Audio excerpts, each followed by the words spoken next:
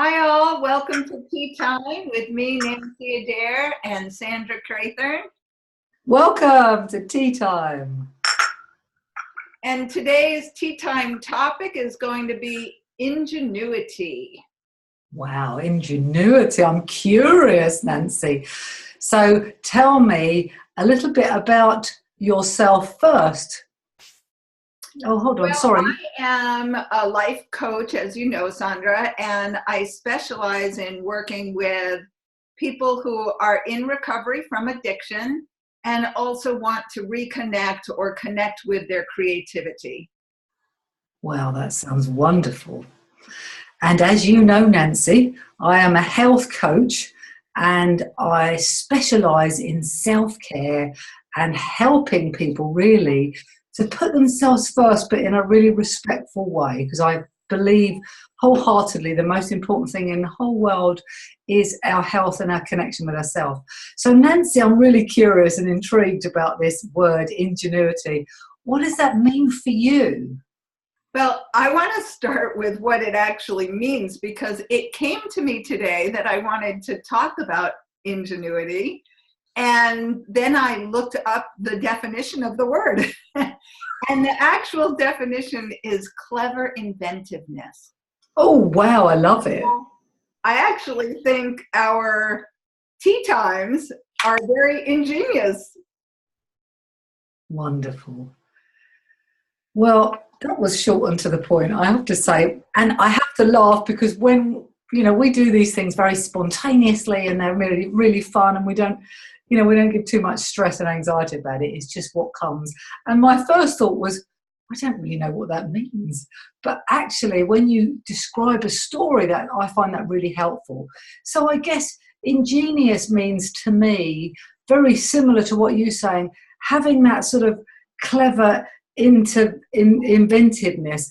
All of us have that within us, and I think we need to go to that space. It's like a childlike space where we just imagine and create almost naturally. I think that's what it means to me, imagination and creation, but in a much more fluid, natural way rather than trying to force things.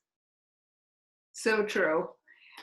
So I want to introduce today's tea time tip, but I'm going to say tips plural because they're really three rolled into one.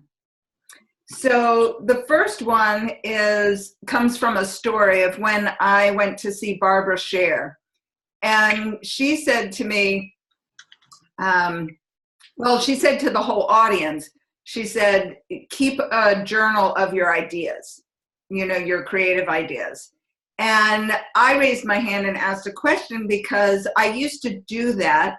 And I found it discouraging because very few ideas actually came to fruition, like maybe 1 out of 20.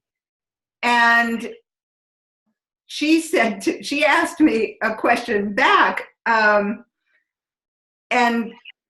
she said, Nanci, do you ever bring a bouquet of flowers into your house? And at that time it was summer in Maine, and every week I brought gladiolas into my home.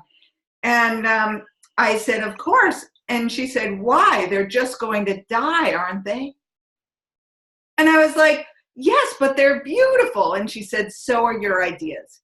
Your ideas are beautiful. Keep a record of them. Wow. So I love it. Off of that, I want to introduce this tea time tip of move quickly with action on your ideas. Joe Vitale said, money likes speed. Now, he was talking about money, but he was talking about the fact that when you have an aha moment, an idea, an ingenious thought, not only record it, but act on it quickly, because the feeling that you have and the energy contained within the thought when it's a aha moment is different than the energy than if you put it on the shelf and take it down 3 months or 3 years later. Love it. And all right, so third tip for the day is that if the timing isn't right, because you're not a Joe Vitale with millions to back every idea and have the idea go directly to a team of people, and you do put it on the shelf because you've recorded it in that book of ideas, if it still holds energy similar to the aha moment, whether it's 3 months or 3 years later, that's the one.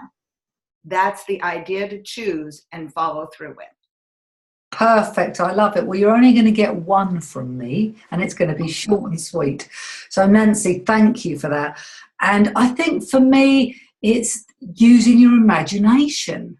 You know, the things that you're saying are very practical things. I love dreaming and imagining. And I think Einstein said the imagination is more powerful than knowledge.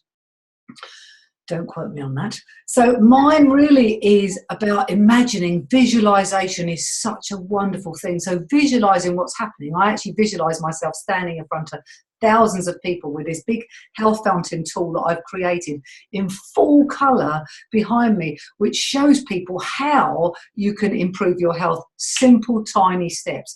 So my little tip for today is whatever it is that you're getting excited about, visualize it, think about it, smell it, breathe it, eat it, and have it as part of you. So Nanci, how can we get hold of you if we need to? At NanciAdair.com. It's really simple. My name is spelled with an I, not a Y. So Nanci Adair, ADAIR.com. And be sure to look for our tea times there, and on YouTube, we're working on putting up a channel that's a tea time channel. Anybody that knows how to do that, get in touch with me, help me out. We're on a roll. And I love that with your fountain behind you. I see it as like a TED Talk, Sandra. So yes, so do I. How do people get in touch with you? Yeah, they can email me at sandra@innervision.co.uk, and Innervision is spelled INNAVISION. I'd love to hear from you, as Nanci would. Until the next tea time.